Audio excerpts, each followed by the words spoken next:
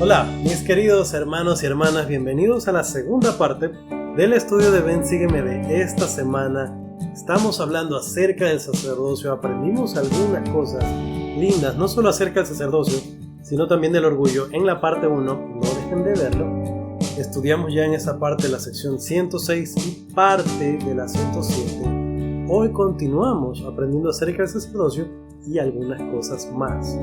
Bienvenidos.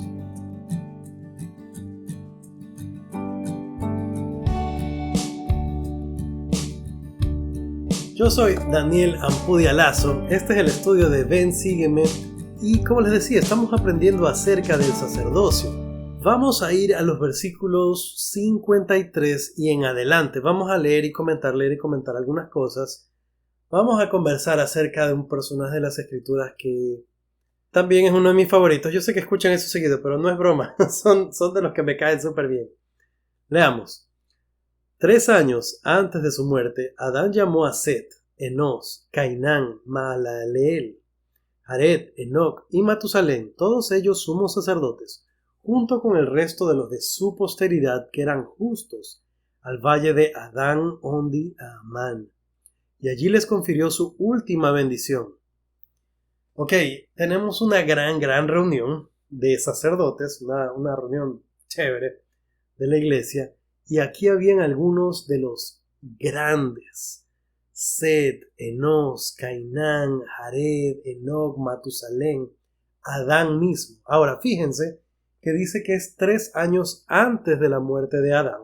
Estaba viejito, y cuando hablamos de viejito no estamos diciendo, tenía más de 80 años, estaba viejito a nivel esa época, esos profetas, que tenían, por decirlo así, cientos de años algunos de ellos.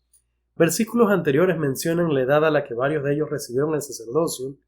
Por ahí hay uno que tiene casi 500 años cuando es ordenado sumo sacerdote. Y me parecía muy interesante hablar de las edades de ellos, porque es verdad que nuestro cuerpo y el de ellos son totalmente distintos. Ellos vivían en una época en la que tenían que poblar la tierra, una época en la que los profetas vivían muchísimos años para enseñar, para ayudar, para acumular sabiduría. Sin duda, Adán fue un hombre recto por muchos años, por cientos de años, y tuvo muchísimos hijos a quienes tenía que enseñarle. Me puso a pensar cómo ellos no se cansaban. Y como les decía, es verdad, el cuerpo de ellos era distinto, vivían de forma distinta, hablando de su cuerpo, de manera distinta para que puedan vivir todo ese tiempo, pero aún así, acumular todos estos años de trabajo en el sacerdocio, trabajo en la obra, yo pienso que ellos fueron seleccionados para nacer en esa época, así como nosotros para esta, para tener paciencia, para aguantar, para soportar por tanto tiempo en esta etapa de probación que es dura, que es difícil.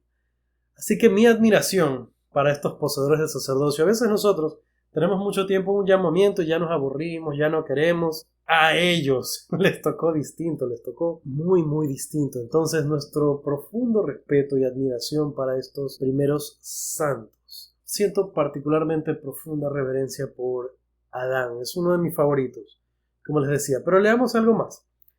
Eran 3 años antes de su muerte, están en esta famosa reunión en el valle de Adán Ondi Amán, que está en el idioma que Dios le enseñó a Adán. Tenemos la profecía de que vamos a tener una reunión similar en algún momento antes de la segunda venida de Cristo. Pero bueno, esos temas para después, pero son cosas que me gustan y son cosas interesantes. Dice que ahí él confirió su última bendición, así que imagínense hasta qué edades trabajando. 54. Y el Señor se les apareció y se levantaron y bendijeron a Adán y lo llamaron Miguel, el príncipe, el arcángel. Como sabemos, el nombre preterrenal de Adán fue Miguel y me llena de emoción de imaginarme esa reunión de él haber trabajado tanto tiempo, por tantos años, por siglos, y en esta reunión que venga el Señor Jesucristo mismo, que se lo reconozca de esa forma, que se lo llame el príncipe, el arcángel. Es emocionante. Vamos al versículo 55. Y el Señor le dio consuelo a Adán y le dijo: te he puesto para estar a la cabeza.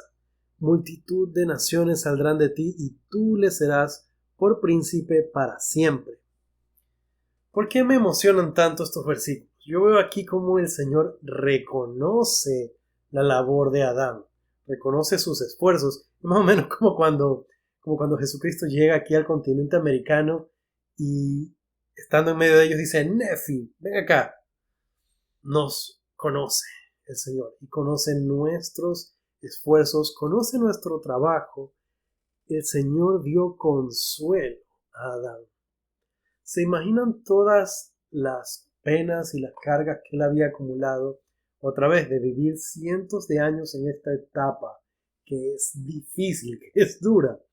Por algo nosotros no vivimos tanto tiempo aquí, porque es desafiante, es una etapa que nos pone a prueba, pero es donde más rápidamente avanzamos y es una etapa así mismo donde más rápidamente podemos distinguir el trigo de la cizaña. Así que estamos aquí no solamente para ser probados, sino para probarnos a nosotros mismos y aún para probarle a Dios que estamos dispuestos a seguirle. Adán recibió el consuelo de Dios y me parece tan lindo. La promesa de que multitudes de naciones saldrán de él. Era lógico ser el primero.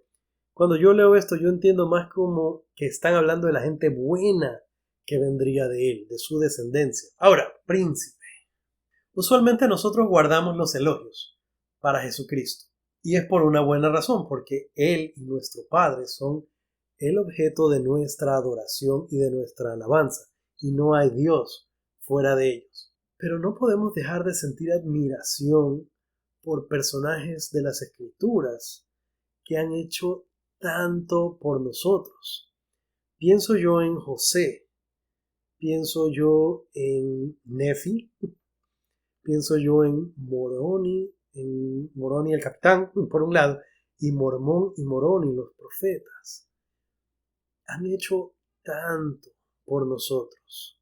Pienso yo que no está de más que en nuestras oraciones, cuando seamos gratos, cuando demos gracias, agradecer no solamente por mi familia, no solamente por la salud que tenemos, agradecer por la vida, dar gracias por lo que hizo Adán, dar gracias por lo que hizo José, Mormón, Moroni, Nefi, el presidente Nelson, sus consejeros, los miembros del Quórum de los 12, ¿por qué no?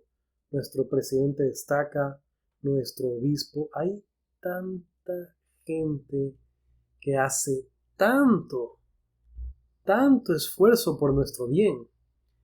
Y ojalá nos estemos acordando de nuestra mamá, de nuestro papá, de nuestra familia directa. Ojalá estemos siendo agradecidos por ellos. Pero estos versículos me hicieron pensar en cuán agradecidos deberíamos estar también por estos otros personajes de antaño y de hoy. Ahora, versículo 56, hablando de ser agradecidos, veamos qué más hizo este hombre. Y Adán se puso de pie en medio de la congregación, y a pesar de que lo agobiaba el peso de sus años, lleno del Espíritu Santo, predijo todo cuanto habría de sobrevenir a su posteridad hasta la última generación. Se despide con gran trabajo.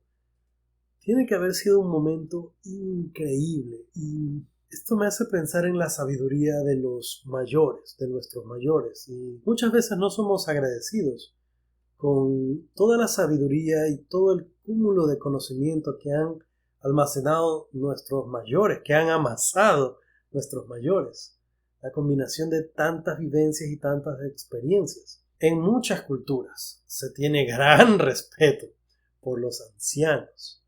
Es notorio que nosotros, como generación, no estoy hablando de ustedes y yo, hermanos, pero como generación nosotros tenemos tan poco respeto por nuestros ancianos. Aún podríamos decir desprecio, porque no entienden, porque no saben. Pienso yo que lo podemos hacer mejor. Ahora, en adelante, en los versículos que siguen se dan muchas instrucciones y pautas de cómo se maneja el sacerdocio, y esto no es algo que deben aprender solo los varones. Hermanas, no se me desconecten y no se desconecten de las escrituras. Todos necesitamos comprender, a todos nos vendría bien aprender acerca del orden del sacerdocio. Vamos a los versículos 99 y 100, que son los finales. Hay tesoros aquí. Veamos. Por tanto, aprenda todo varón su deber, así como a obrar con toda diligencia en el oficio al cual fuere nombrado. El que sea perezoso no será considerado digno de permanecer, y quien no aprenda su deber y no se presente aprobado, no será considerado digno de permanecer. Así sea. Amén. Fíjense lo que dice: aprenda todo varón su deber. Esto yo diría que no es exclusivo para los hombres. Si bien el Señor se está dirigiendo aquí a los hombres, una mujer también debe aprender su deber. Y aplicamos las escrituras a nosotros mismos para nuestro provecho e instrucción. Una mujer debe conocer su deber también y aprender el deber del sacerdocio, porque siendo madre va a tener hijos. Y no se espera que solo el hombre enseñe a sus hijos acerca del sacerdocio. Ojo, no estoy diciendo que el padre de familia no tiene que enseñar a sus hijos. Lo que estoy diciendo es que la mujer no debe quedarse atrás en las enseñanzas acerca del sacerdocio. Así que todos haríamos bien en aprender nuestros deberes.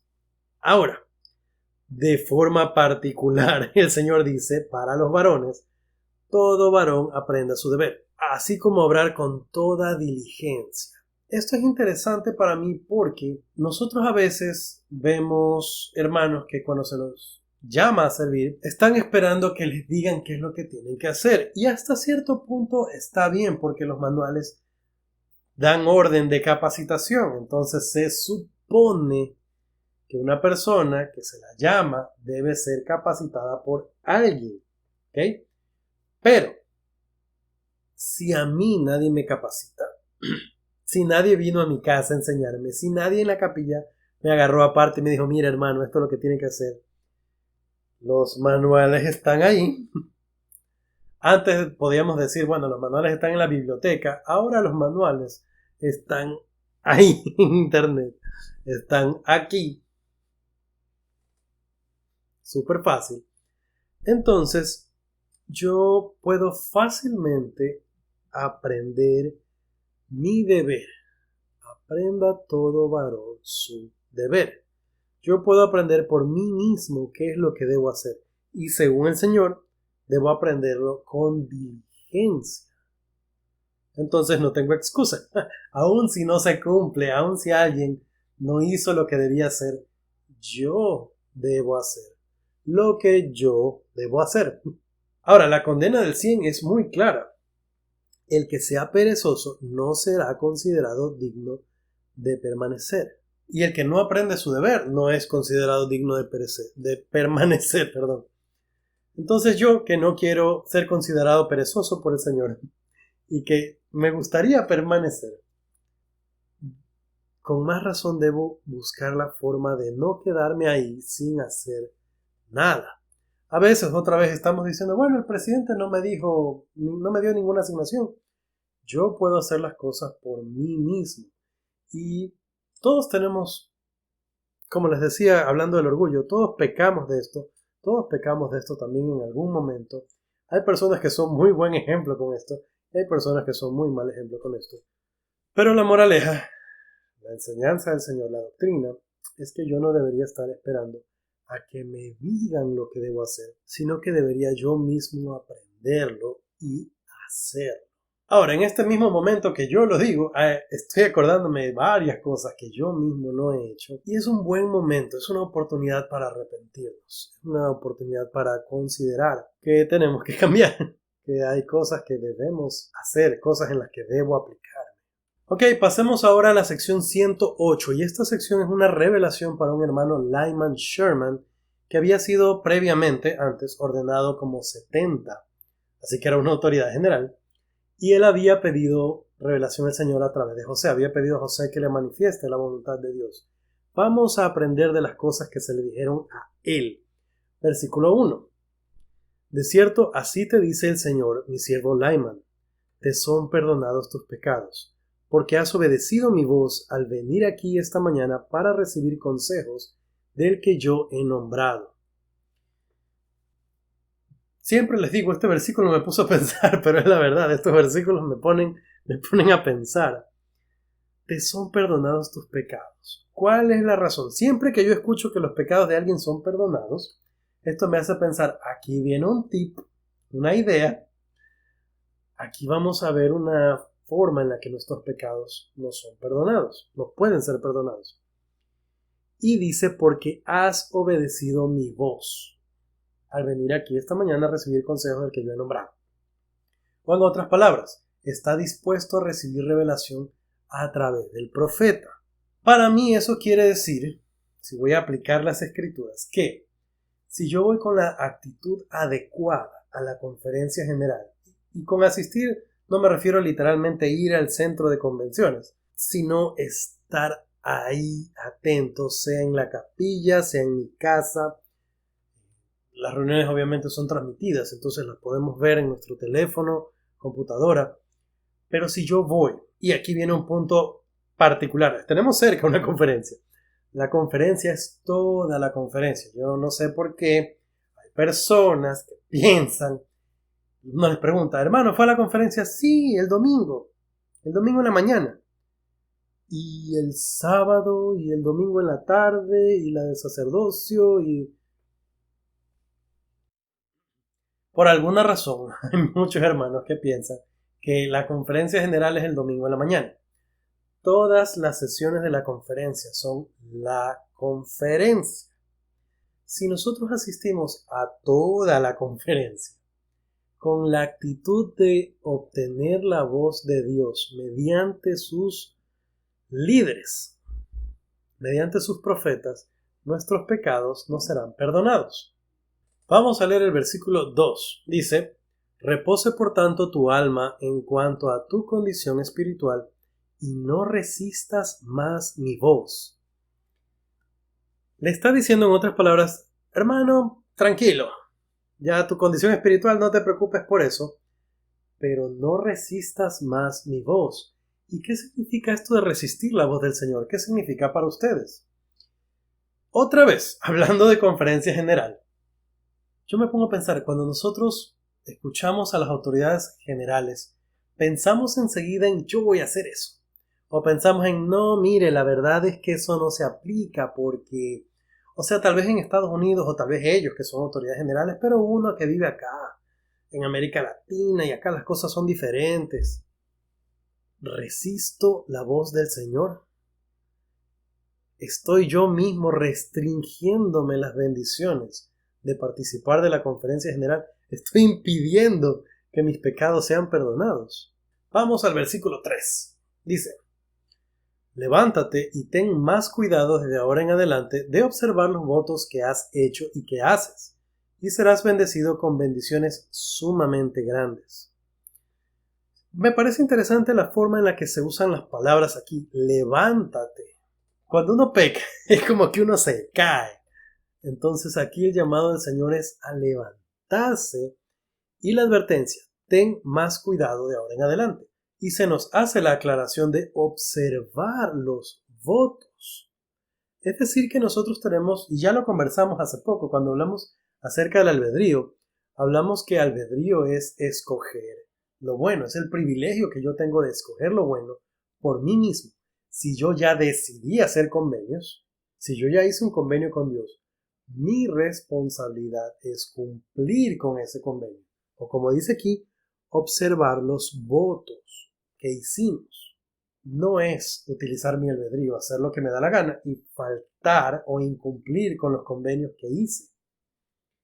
Este es un llamado serio de atención. Tener cuidado con las promesas que hice con Dios. Dios no va a ser burlado. Y nosotros ya usamos nuestro albedrío al escoger el bautismo, al escoger las ordenanzas del templo. Nosotros hicimos convenios con Él. No podemos simplemente no cumplirlos. Muy bien, vamos al versículo 7. Por tanto, fortalece a tus hermanos en todas tus conversaciones, en todas tus oraciones, en todas tus exhortaciones y en todos tus hechos. Interesante. Me gusta la forma específica en que se le dice a este hermano cómo fortalecer a otros. Vamos a hacer, como siempre, técnica de estudio de las escrituras, hacer listas. Fortalece a tus hermanos en todas tus conversaciones. 1. 2. En todas tus oraciones. 3. Tus exhortaciones. 4. Tus hechos.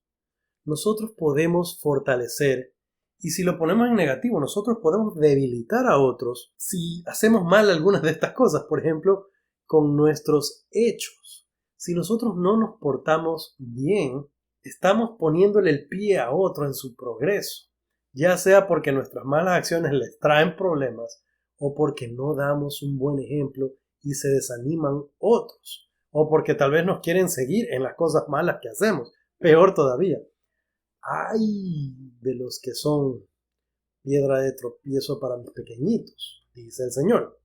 Ahora, hechos, exhortación. El Señor nos manda a exhortar, y que nuestras exhortaciones sean para fortalecer a los demás. Ya hemos conversado en otra ocasión acerca de este tema, que nuestra exhortación no debe ser para destruir a alguien, sino para levantar, para inspirar.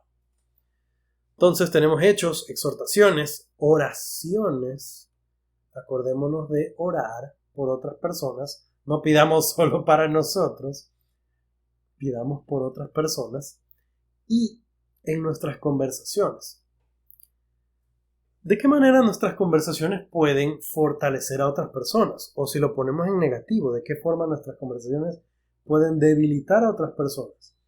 Si yo no tengo cuidado con la forma en la que yo hablo con alguien más, si no me interesa lo que piense, lo que sienta, si mi forma de hablar es dura o tosca o inconsiderada, o si soy burlón o irónico con alguien más, estoy siendo otra vez por piedra de tropiezo.